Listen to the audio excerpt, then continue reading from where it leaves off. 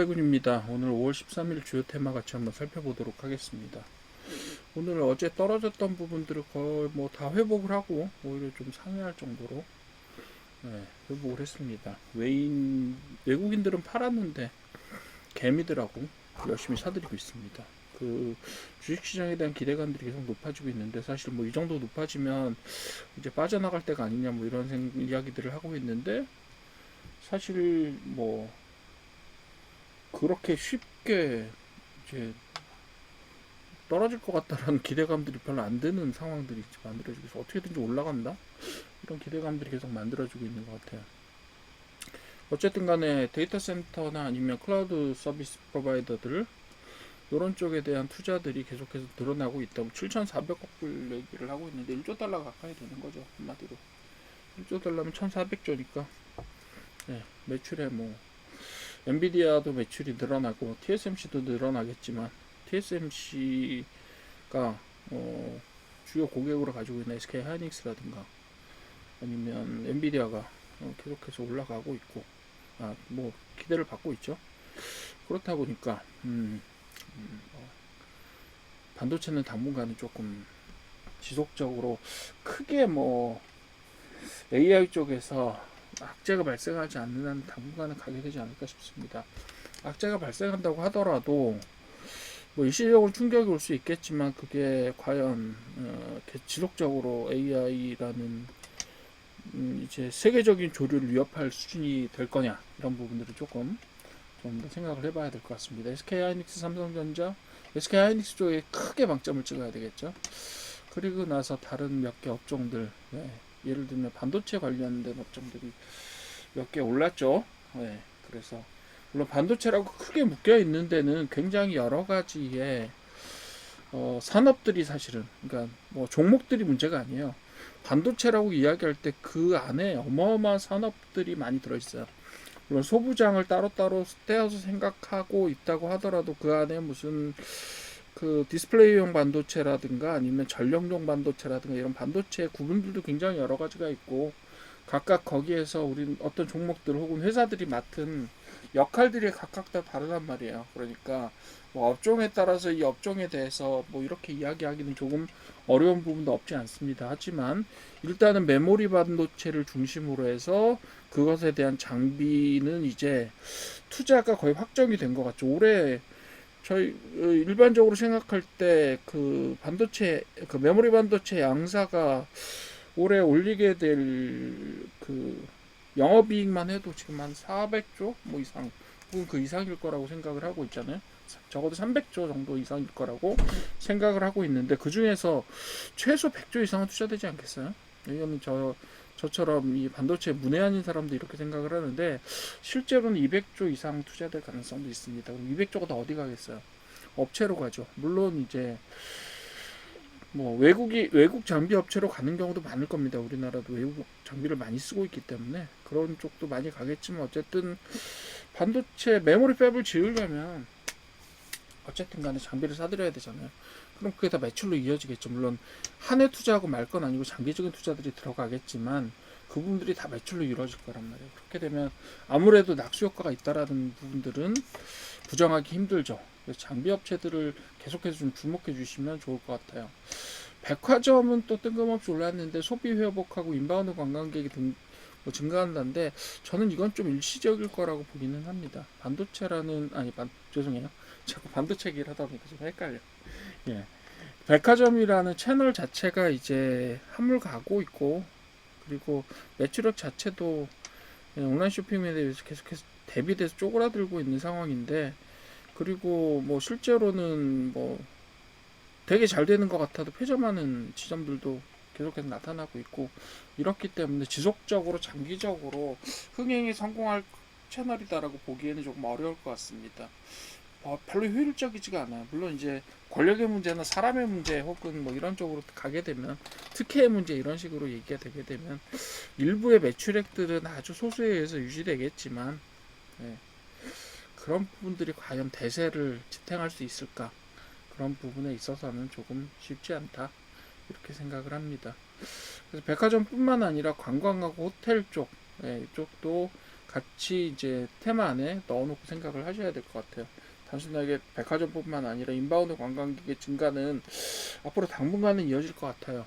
음, 물론 컨텐츠를 어떻게 지속적으로 개발하느냐가 이제 앞으로 관건이 되겠지만, 예, 관광 수요라는 것들이 계속해서 우리나라 컬처의 저변이 확대되면서 계속해서 뭐 문화 컨텐츠로 소비하게 될 가능성이 높다. 이렇게 얘기를 하고 있습니다. 예, 그렇기 때문에 그런 문화적인 컨텐츠라고 혹은 문화적인 영향력이라는 것들은 중첩돼서 쌓이는 것들이기 때문에 그런 것들이 관광으로 바로 연결이 됩니다. 그렇기 때문에 백화점, 면세점, 뭐 인바운드를 받아내는 호텔이라든가 이런 테마들이 계속해서 조금 주목을 받을 텐데 개별적으로 유통 채널로서의 백화점은 이제 점점 실패하는 쪽으로 가고 있다라는 것들이 뭐 제 개인적인 생각이긴 합니다만 그럴 거라고 생각이 들어요. 앞으로 온라인 쇼핑몰은 인공지능과 결합돼서 새로운 서비스를 공급하는 형태로 계속해서 진화할 텐데, 그죠? 저도 지금 계속해서 인공지능 활용해서 쇼핑을 좀 해보니까 되게 마음에 들더라고요. 그게 제가 하는 방식하고 남자들의 방식과 맞는지 모르겠지만 제가 원하는 것들을 딱 찾아서 어느 채널로 어떻게 가라라는 것들을 알려주더라고요. 이게 뭐 국내 쇼핑몰만 한정하는 게 아니라 아마존 같은 데도 채널들을 잘 가르쳐주고 있어서 그런 면에 있어서는 향후에 백화점이라는, 물론 소비행위라는 것 자체가 어떻게 보면 오락행위의 일부기 때문에, 네, 그렇기 때문에 어떻게 보면 백화점은 이제 단순하게 유통 채널로서의 기능, 지금까지 그랬던 기능들보다는 어떤 엔터테인먼트적인 부분에서 좀 바라봐야 될 것 같아요. 그래서 K컬처와 결합한 형태로 어떤 새로운 전기가 마련되지 않을까라는 기대감을 해보면서 어쨌든 백화점이 올랐다는 얘기는 내주 경기가 일부나마 좋아질 가능성들을 보여주고 있다는 점에서 저는 좀 고무적이라고 생각합니다. 자, 로봇 피지컬 AI 아직 조금 멀었지만 계속해서 탄력을 받고 있다 이렇게 말씀을 드렸잖아요. 실제로 지금 로봇 쪽에서 로봇 피지컬 AI 쪽 저도 뭐 계속해서 바라보고 있고 계속 살펴보고 있습니다만 단기적으로는 보스턴 다이내믹스 IPO라는 사건 이후에는 사실상 그렇게까지 큰 뭐 임팩트 있는 모멘텀이 없어요.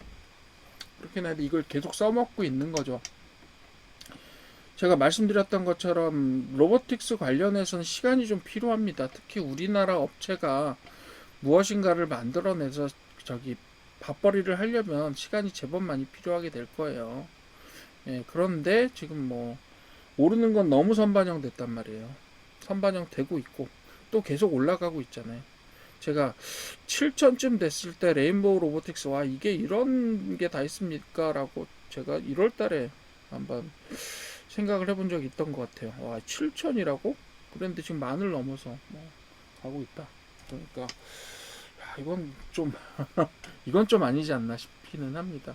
몇몇 이제 다른 섹터들에서도 이런 좀 말이 안 되는 쏠림 현상 같은 것들이 나타나고 있는데 뭐 단기적으로 갈 수 있겠죠. 그렇지만 적어도 저하고 함께 방송을 듣고 계시는 이 방송이라고 말하면 되나? 하여튼 이 내용을 듣고 계시는 분들은 그 부분들을 어떻게 하실 수 있을지 혹은 관심이 있으실지는 잘 모르겠어요. 솔직히. 그래서 로봇 피지컬 AI는 결국 가기는 갈 겁니다. 지금 뭐 저 인베디드 AI 형태를 통해서 웬만한 그 로봇에 대한 인공지능 조정이나 이런 부분들이 가능하다는 거는 뭐 현장에서도 확인이 다 됩니다. 그렇기 때문에 가기는 갈 텐데 과연 그게 어떤 식으로 산업적인 영향력들을 계속해서 만들어낼까 혹은 수요처들을 만들어내면서 그것이 매출을 만들어낼까 이런 면에서는 저는 조금 아직도 갈 길이 멀다라고 생각합니다. 물론 뭐 중국은 유니티 같은 회사들을 통해서 지속적으로 생산 현장에 휴머노이드 로봇들을 투입한다든가 이런 것들이 만들어지고 있고 뭐 재밌는 동영상들도 많이 돌아다니더라고요. 그렇긴 한데 그런 것들이 실질적인 매출과 어떤 성장세로 연결될 것인가는 조금 더 고민해 봐야 될 것 같습니다. 로봇 피지컬 AI 갑니다. 반드시 갈 세계이긴 한데 거기를 가는 데까지는 여러 개의 마일스톤이 필요하다라고 하는 게 제 개인적인 의견입니다. 자, 서울 고터 재개발 이거 또 나왔네요. 서울 도심 초대형 복합개발 기대감은 선거와 연결되어서 특히 서울시장 선거와 연계되어서 계속해서 이야기가 나온 겁니다. 예, 결정적인 모멘텀 하나는 작년 11월 달에 뭐 서울시하고 협약을 이제 진행하겠다라고 이야기하는 건데, 솔직히 말해서 레임덕이 올 때까지 오고 이제 다음번에는 시장으로서 당선되기가 좀 어렵다라는 것이 중론인 오세훈 시장이 지금 무슨 힘을 가지고 고터 재개발이라는 이런 문제들, 이런 의제들을 밀어붙이겠어요. 근데 이번에 또 강남 4구에 대한 특별 뭐 개발법 같은 것들을 여당 쪽에 시장 후보가 내세우고 있기 때문에 그런 부분들에 있어서 연관된 파급적인 효과를 가지고 있지 않을까라고 미루어 짐작하는 것 뿐입니다. 자, 여기에 동양고속이 들어있다라는 것만으로도 지금 서울부터 재개발은 그냥 테마주다, 작전주다, 작전 테마다, 이렇게 보셔도 돼요. 왜요? 동양고속은 0.17%를 가지고 있어요. 지금 장부상으로 17억입니다. 자산 가치가 100배쯤 되면 1,700억쯤 되니까 동양고속 올라가도 되겠죠. 그죠? 근데 지금 동양고속이요, 시총도 이미 많이 올라갔다가 내려왔잖아요, 실제로. 그죠? 말도 안 되는 그런 일들이 일어났었는데, 그죠? 그런 말도 안 되는 일들이 일어났었는데, 그게 진짜. 그리고 지금도 아직 높아요. 실제로 말도 안 되게 높습니다. 43,000원인데, 이거 17만원까지 갔었잖아요. 그죠? 지금도 43,000원인데, 이것도 말도 안 되는 가격입니다. 동양고속 같은 사양산업에 있어서요, 이 매출액 지금 1200억짜리 회사예요. 근데 지금 시총도 뭐 1200억 정도니까 그렇게 적여지는 않네요. 근데 자본총계 600억짜리 회사고요. 예. 그리고 성장산업이 아니잖아요. 예. 도대체 이거를 끌어올리면서 여기에 저기 하는 거는 대체 무슨 생각을 하고 계시는 건지 잘 모르겠어요. 그냥 작년에 단기적으로 와 어마어마하게 돈 버신 분들이 있는 모양이에요. 근데 그거 여러분들 수준에서 돈 못 법니다. 세력들이나 버는 거죠. 예. 그리고 뭐 단타 잘 하시는 분들, 돈 버시는 분들이 있을 거예요. 근데 이런 형태로 실이 없는, 천일고속은 실제로 17% 지분이라도 가지고 있으니까 이게 말이라도 되잖아요. 그죠? 그런데 나머지는 없다고요. 예. 나머지는 실이 없는데 그걸 가지고 이렇게 올려서 헤쳐먹고 있으니 참 여기에 당하시는 분들은 안타까울 따름입니다. 이거 언제 어떻게 다시 점화되었지만 이거 언제 다시 바닥칠지 몰라요. 이 마지막으로 해먹는 쌍봉의 어떤 모습의 마지막일지도 모르겠다는 생각도 좀 합니다. 특히 동양고속은 그렇습니다. 삼표시멘트요. 정원호 지금 여당 이 시장 후보의 전 지역구인 성동구에 있잖아요. 재개발 상당히 유력하고요. 자, 근데 강남 터미널 60층으로 재개발한다라고 했을 때 지금처럼 뭐랄까 건물의 수요가 없는, 뭐 물론 주상복합으로 재개발을 한다라고 하면 강남의 반포 유지에 있으니까 가격을 받을 수는 있겠죠. 그리고도 몇 개가 더 있기는 해요. 개발 수요지가 있긴 한데 동서울 터미널 같은 경우 39층으로 재개발한다 이런 소리를 좀 됐나요? 거기가? 그게 그리고 실효성이 있을까 모르겠어요. 뭐 그런 생각이 들긴 듭니다. 뭐 그건 개인적인 의견이니까요. 어쨌든 서울 고터 재개발, 자산주는 뭐 가격 보고 들어가셔도 됩니다. 저는 장기적으로는 뭐 재개발될 가능성이 있으니까 장기적으로 보시고 가실 수 있죠. 근데 적어도 서울 고터 재개발 사업이 다시 재점화됐다라는 거는 그냥 하나의 꼬투리를 잡고 해먹으려는 작전 세력의 어떤 뭐 그런 거다라고 저는 개인적으로 생각합니다. 더구나 거기에 동양고속이 끼어 있을 때, 동양고속이 끼어 있다는 것만으로도 어떻게 보면 이건 작전이구나라고 밖에 바라볼 수 없는 겁니다. 그게 정상적인 수준이 아니에요. 동양고속이 끼어서 올라간다는 것은 전혀 1%의 합리적인 근거도 없습니다. 실적과 관련돼서. 그냥 띄워서 올라가는 테마주로서 잘 하실 수 있는 분은 들어가십시오. 그렇지만 뭐 그죠, 그냥 뜬구름 잡는 이야기입니다. 자, 비철금속 히토류는 아무래도 구리신고가가 근접하고 있다라는 부분하고, 그다음 미중 정상회담을 통해서 어떻게든지 좀 세계 경기가 회복이 되고 자원에 대한 어떤 수요들이 좀 회복되지 않을까라는 기대감을 가지고 가고 있다라고 보는 겁니다. 그래서 알루미늄이라든가, 그리고 중동발의 어떤 알루미늄이나 아니면 이런 비철금속에 대한 공급망은 아직도 문제가 해결되지 않았어요. 아직도 못 빠져나오고 있습니다. 그러니까 이거는 원인들을 계속 가지고 있는 거예요. 그죠? 그렇게 보시면 됩니다. 뭐 유가도 뭐 아직은 떨어질 생각이 없는 것 같고 그렇습니다. 뭐 중동 전쟁에 어떤 획기적인 전기가 나오기 전에는 원자재 가격이 계속해서 지금과 같이 그러니까 원유를 중심으로 해서 유지할 거라는 건 어느 정도는 짐작이 되는 상황이라고 보시면 되겠습니다. 자, 오늘은 반도체를 중심으로 올렸고 실제로 반도체가 다 올렸죠 뭐. 다른 것들은 그냥 군소입니다. 자, 백화점은 일시적이라고 저는 보고요. 그 다음에 로보피지컬은 아직 멀었습니다. 실은 되게 아이디어란 그 머릿속에 존재하는 수준의 실적들을 가지고 실제 돈이 너무 많이 움직이고 있다. 예, 그러니까 좀 괴리감이 있습니다. 서울 고터 재개발 작업이라고 작전이라고 말씀드리고 싶어요. 100%. 비철금속은 세계적으로 지금 전선이나 전력 설비에 대한 투자들이 늘어나게 되면 제 아무리 엔비디아에서 전 구리 소비를 줄여서 어쨌든 구리에서 전환시키려고 하는 노력을 한다고 하더라도 수요는 늘어나게 될 수밖에 없습니다. 그런 부분에 있어서는 정말로 지금 뭐 어느 정도 보이는 기간 안에 실효성이 있는 테마는 저는 반도체하고 비철금속 정도라고 보고요. 로봇은 갈 거지만 너무 아직 멀었다. 그리고 백화점은 수요가 늘고 경기가 회복되면 단기적으로 올라갈 수 있는 그런 테마라고 생각되고요. 서울고터 재개발은 올라서는 안 되는 테마입니다. 실은 올리고는 있지만 잘 활용하고 있죠. 따라서 지금 상한가 갔잖아요. 상한가 갔으면 뭐 되게 보기 좋은 거죠. 그렇지만 여러분들이 먹을 떡은 아니다. 저는 그렇게 생각을 합니다.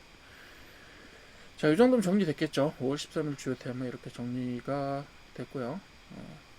어쨌든 간에 지금 뭐 장기적인 테마보다는 단기적인 테마들이 계속해서 우후죽순 등장하고 있는데 장기적인 테마들 조금 계속 보시면서 단기적으로 올라가는 것들은 솔직히 저희가 예측을 할 수가 없잖아요.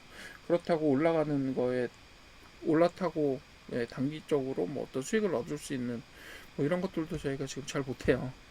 그러니까 그런 부분들보다는 좀 장기적인 메가 트렌드에 타고 가실 수 있는 그런 좀 안전한 어떤 여행을 지속해 주시기를 바란다라고 말씀드리고 싶습니다.